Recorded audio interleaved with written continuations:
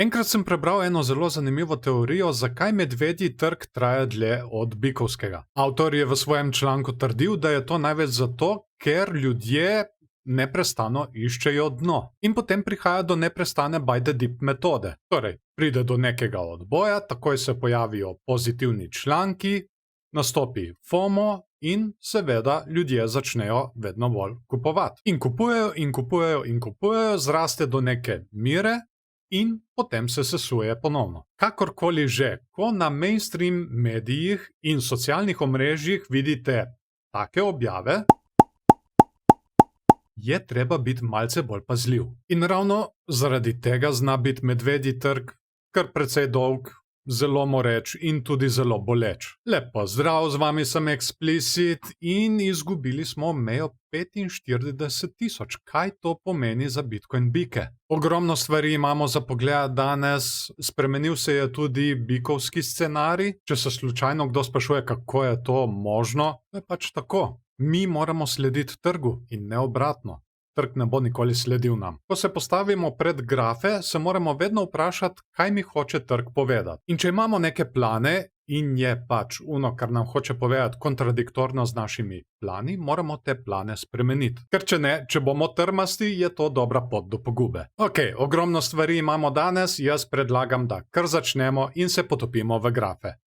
Smo na Bitcoin dnevnem grafu in tukaj imamo naš naraščajoči trikotnik. Če se morda spomnite, sem v prejšnjih videih govoril, da edini način, da preidem na bikovsko stran, je, da prebijemo to mejo, kar tudi smo jo, kot vidimo, in potem, ko se vračamo nazaj dol, da jo potrdimo kot podporo, torej da se odbijemo. Kot vidimo, žal do tega ni prišlo in smo jo prebili nazaj, kar je vsekakor slab znak. Tako da ta naraščajoči trikotnik je žal zdaj invalidiran.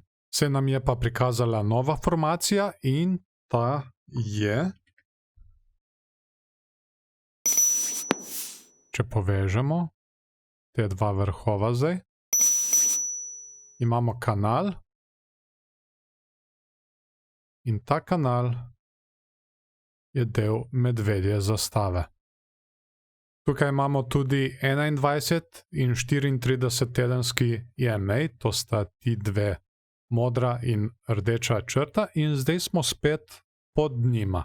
Tako da trenutno nič kaj dobri znaki, oglejmo si še druge grafe. Bitcoin tedenski graf in to je naš medvedji scenarij.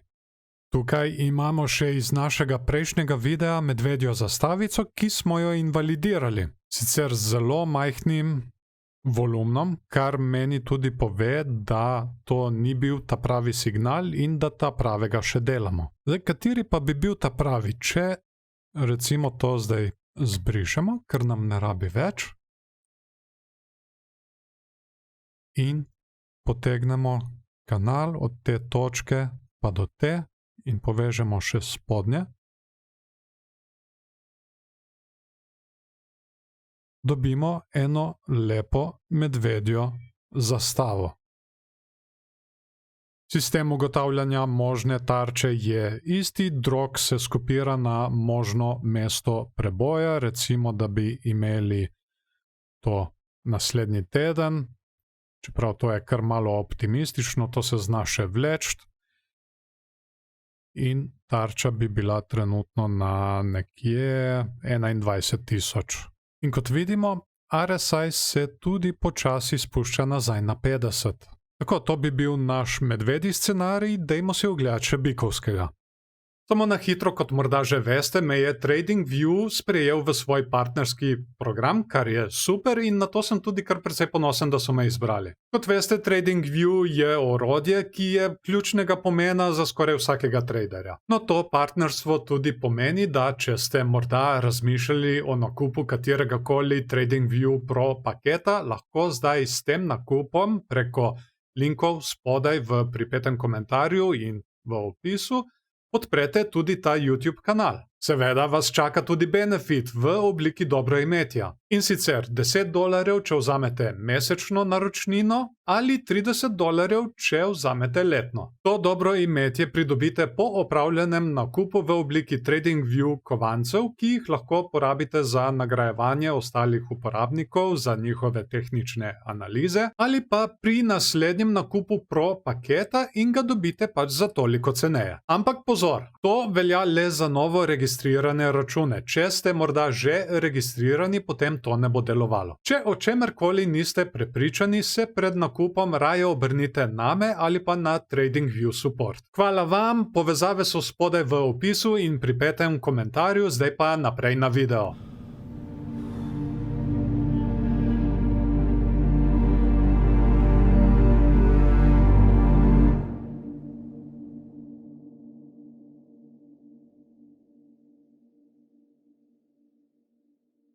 Pa smo ponovno na Bitcoin tedenskem grafu in to bo naš bikovski scenarij. Če malček pogledamo z drugimi očmi, vidimo, da se tukaj skriva še en drugi vzorec.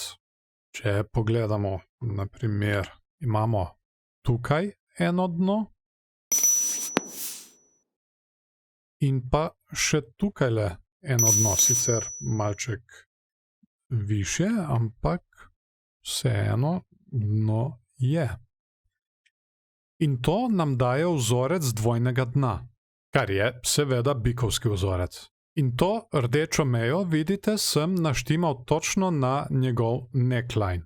In zdaj je situacija taka. Če si hočejo biki obdržati še kakršnokoli možnost, morajo na vsak način obdržati to mejo tukaj in jo potrditi kot podporo. Ta meja se pa nahaja na okoli 42.400. Kar me drugače strašansko moti pri temu vzorcu je tukaj pri volumnu. In sicer ta se je proti koncu vzorca zdaj nižal, moral bi se pa višati. Tako da tole bomo morali vsekakor še naprej spremljati, kaj se bo dejansko izvedlo, ali dvojno dno, ali medvedja zastava. Jaz zaenkrat svojega mnenja še nisem spremenil, zaenkrat sem še vedno večinoma na medvedji strani. Bomo pa videli, kaj nam bo prineslo bodoče gibanje cene. Tegale grafa si tudi zdaj že kar dolgo časa nismo ogledali, to je tržna kapitalizacija altcoinov, tedenski graf.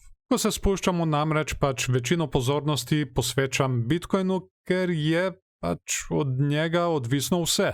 No, tokrat bom naredil izjemo in kaj vidimo na tem grafu. Tudi tukaj vidimo, delamo eno zelo lepo dvojno dno. Tukaj imamo eno dno in tukajle še eno. Ampak kot sem že omenil, to dvojno dno ne pomeni nič, če se bo Bitcoin sesul. Poleg tega tukaj tudi izgleda, da hočemo narediti bearish engulfing svečko, sicer je še prezgodaj za govoriti, imamo še več kot 3 dni do konca tedna, moramo pa vseeno paziti. In meja, ki jo morajo biki na vsak način ubraniti, je pa tukaj, na necklineu dvojnega dna, torej 1,11 biljonov. Še en zanimiv graf imamo, to je USDT dominanca 4-urni graf. Tega še nisem prikazal na svojem kanalu. Gre se za to, kolikšno dominanco na kriptotrgu ima USDT.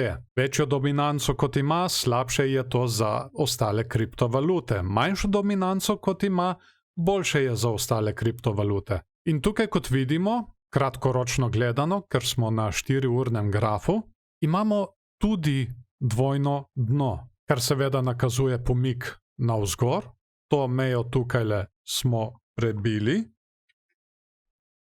in zdaj delamo na njej podporo. Tako da kratkoročno je za pričakovati odboj in še nadaljno rast, kar pa pomeni za ostale kriptovalute nadaljevanje padanja.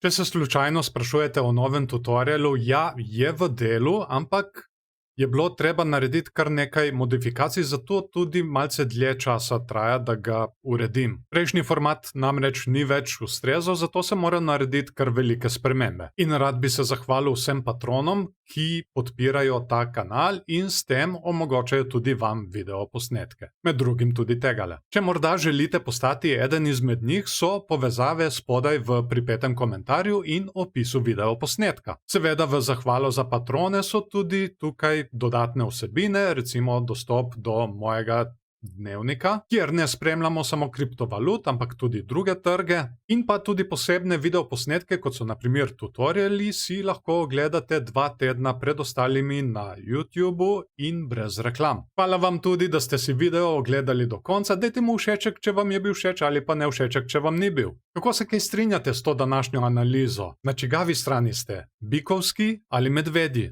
Kar napišite mi spodaj pod komentarje in z veseljem bom podebatiral z vami. V naslednjem videu bomo še naprej spremljali turbulentno stanje Bitcoina, zato se ga ne bo splačalo zamuditi. Da pa ga ne zamudite, je najboljše, da se naročite na kanal in nastavite obveščanje, ker vas bo v tem primeru YouTube tudi takoj obvestil o novem videoposnetku. Jaz vas na tem mestu še lepo pozdravljam, imejte se fajn in se vidimo v naslednjem videu.